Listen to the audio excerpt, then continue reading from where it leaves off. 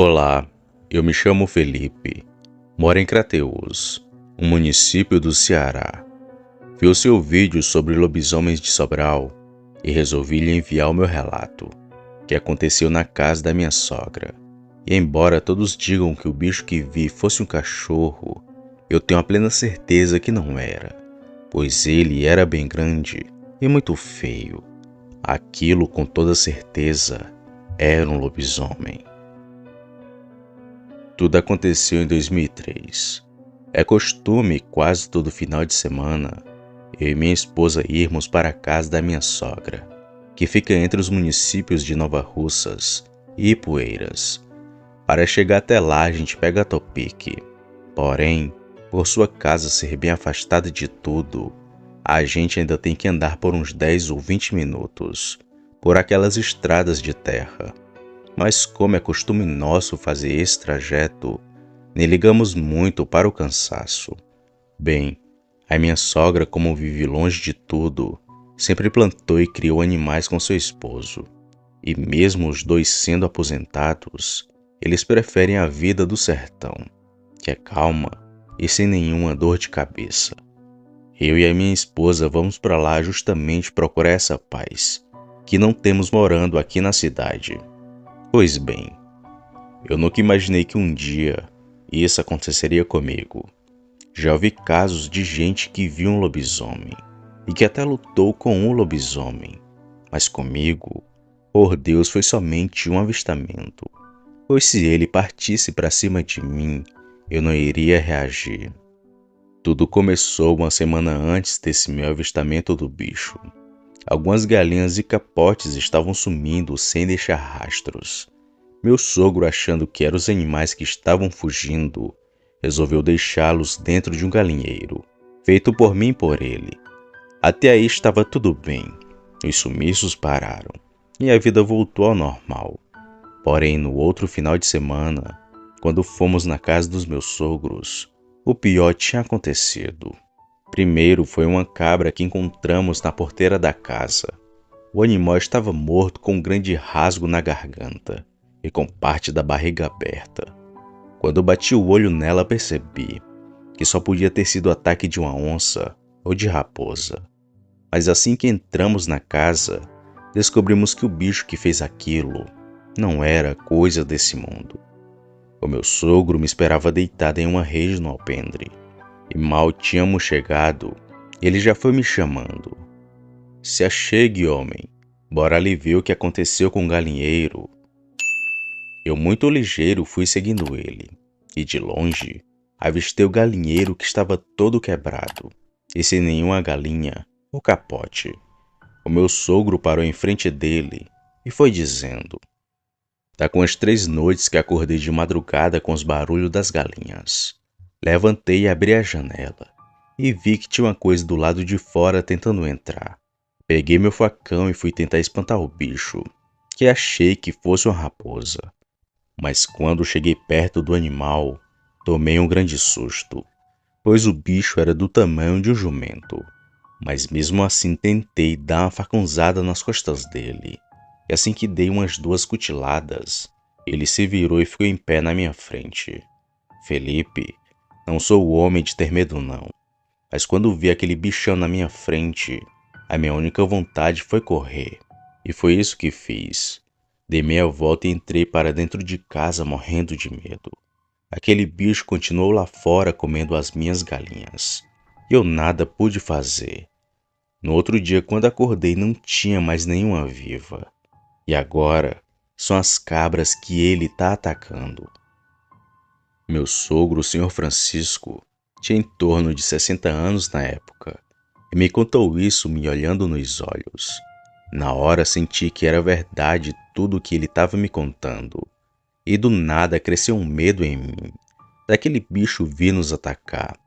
Porém, o meu sogro já estava preparado, e havia pedido um revólver e uma espingarda emprestada do seu irmão, e ficou vigiando a casa toda noite.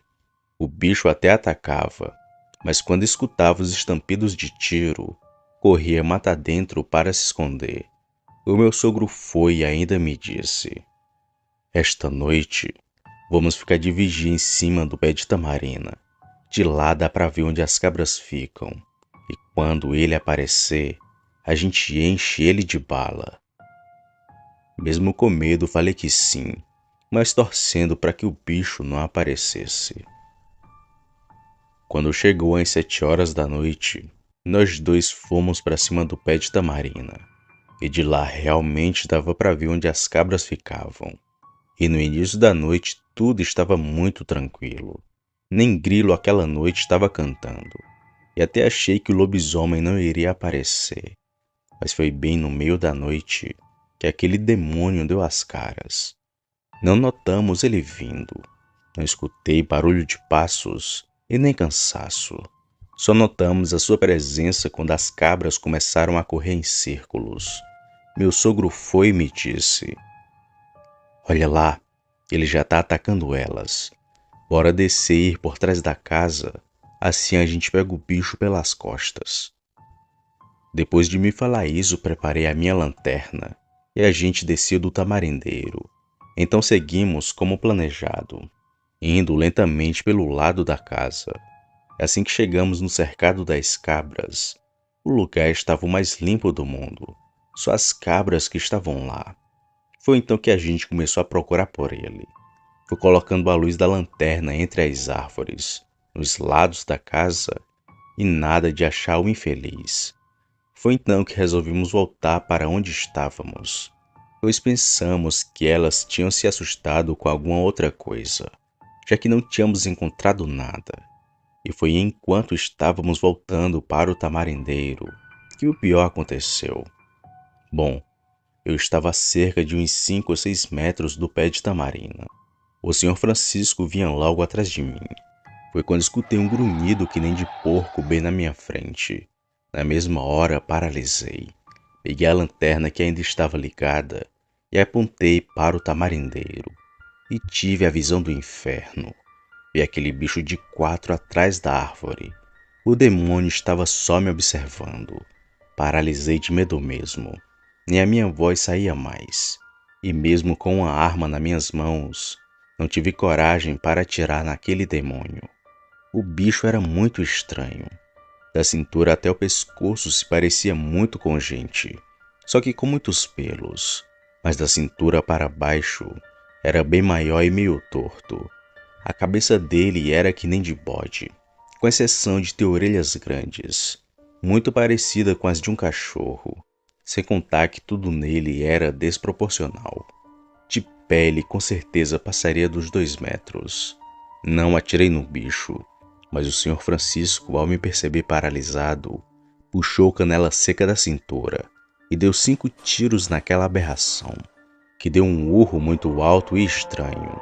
Mas isso não foi o suficiente para ele ir embora, pois o bicho só deu uns 2 passos para o lado e ficou nos encarando ainda com mais ódio. Meu sogro, vendo que ele ainda estava ali, pegou a espingarda das minhas mãos e deu mais um tiro no bicho, que soltou outro berro, ainda mais assustador. E só aí que ele saiu correndo para dentro do mato. Eu, ainda paralisado, só fiquei olhando para aquilo tudo e pensando o tempo todo no apuros que passamos. Depois disso, a gente entrou na casa para carregar as armas e ficamos no alpendre esperando o lobisomem, que ainda urrou longe umas 2 vezes. Porém, não voltou. Fiquei com medo dele retornar, mas ele não retornou. Com o passar do tempo, meu sogro cercou a casa dele, com uma cerca de 2 metros, além de pôr grades nas portas e janelas. Se eu tivesse frente a frente com aquele lobisomem sozinho, ele com certeza me atacaria, pois não tive nenhuma reação de tanto medo que fiquei. A minha sorte foi estar junto com meu sogro, que teve mais coragem que eu. Até hoje, meus parentes me chamam de medroso, por não ter largado um tiro no lobisomem. Mas isso é o que todo mundo diz. Difícil é estar lá, frente a frente com ele, pois é fácil falar. O difícil é fazer. Muito obrigado por contar o meu relato, Sam. Uma boa noite a todos e fiquem com Deus.